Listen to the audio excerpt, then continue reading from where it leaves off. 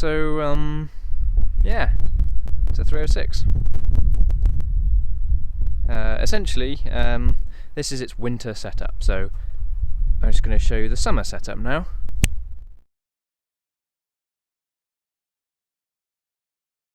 And you're back in the room. So as you can see, it was different alloys, had a front splitter on it, and it was a little bit lower as well. So profile of the tyre, because these are much bigger profile, these ugly alloys with these lovely Hankook Icepts, which are brilliant for winter. Now they're a bit ugly, but who cares, because they're winter wheels. And because of the profile, and I've raised it a little bit on the coilovers, it's a bit higher ride height for the winter. Not much else difference, to be honest. Just everything's serviced and ready for winter, basically. Okay, so a little guide round this 306. As you can see, we've got some colour coded badges. I did everything in house that I could, so obviously other than the press plates, I did the painting, etc. We black masked, or what they call black mask in the headlights, but I did it all in Cossack grey, so that's the same as the badge, that's Cossack grey and moonstone.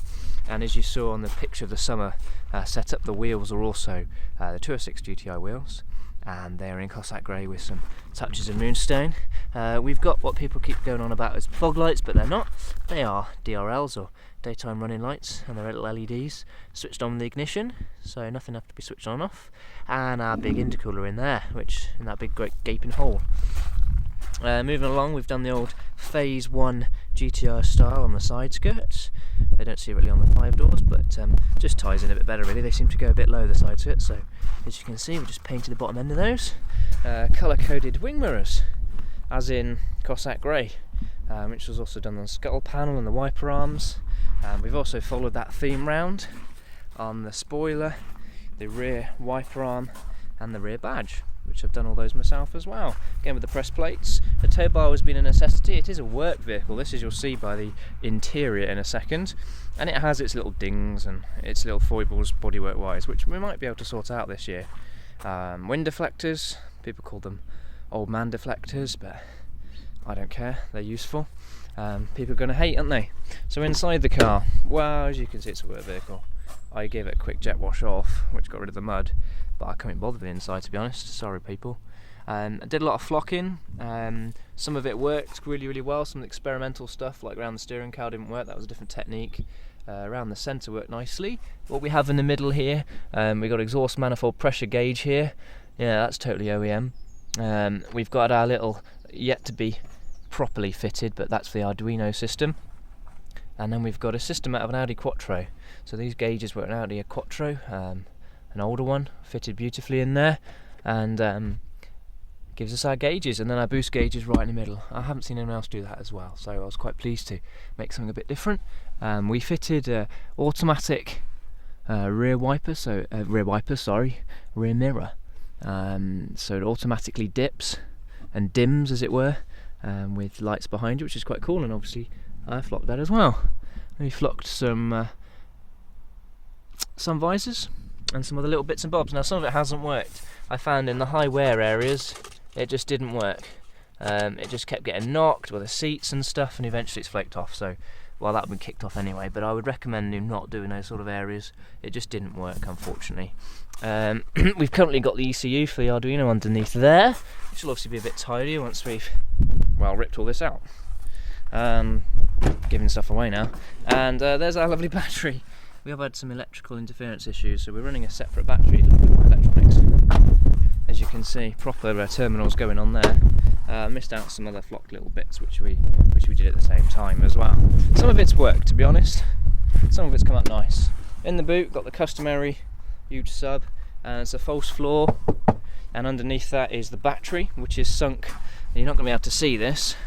There it is, sort of. There's a spare wheel, which is actually a C5 very lightweight alloy, so saving a bit of weight, and in the middle of that is the battery, which is sunk down there, and then we've got an amp over here to run the speakers and the sub, which will all be, again, maybe going this month. Suspension wise, where we got a low mileage cabriolet rear beam, which has got tiny little torsion bars in it and an anti-roll bar, but it was a very low mileage beam, good bearings and discs, so we whacked in some 21mm bars on that, and we'll hopefully get a decent anti-roll bar.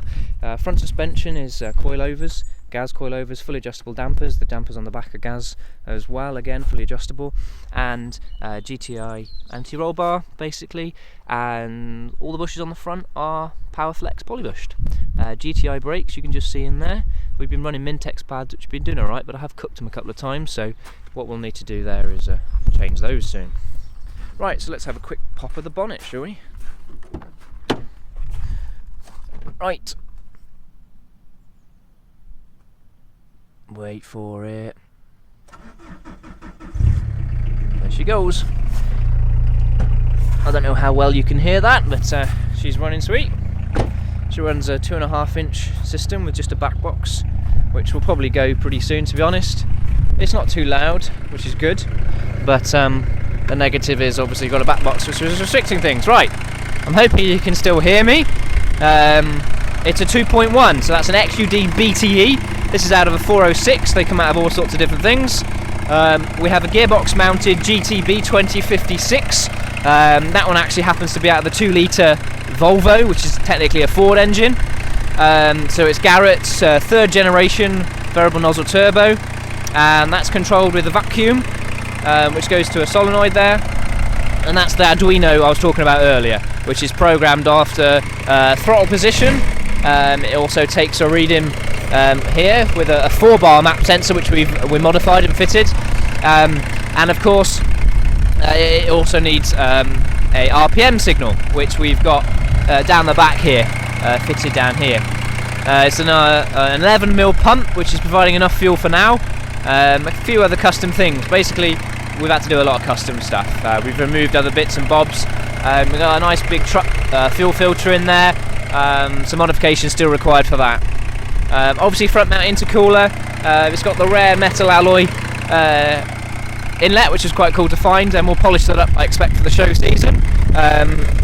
Bought and polished head, and refurbished injectors. As I say, over 200 horsepower is plenty enough, and that much torque is plenty enough to make it pretty quick. It's under 6 seconds, 30 to 70 in third, and 0 to 60 is probably somewhere around that. I don't do that very often, to be honest. It just rapes the clutch and the gearbox and the transmission, etc.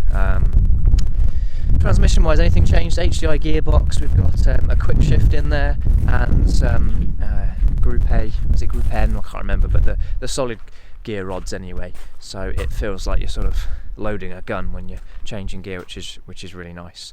And braided hoses and 5.1 brake fluid to make sure you can stop the other end.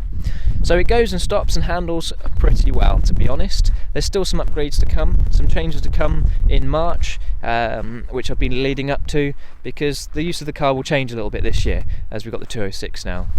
But thanks for looking. I thought I'd just show people around, as unfortunately I only started doing these videos after we finished the project, really, or got to this stage of the project of the GTD, as I've seemed to have dubbed it.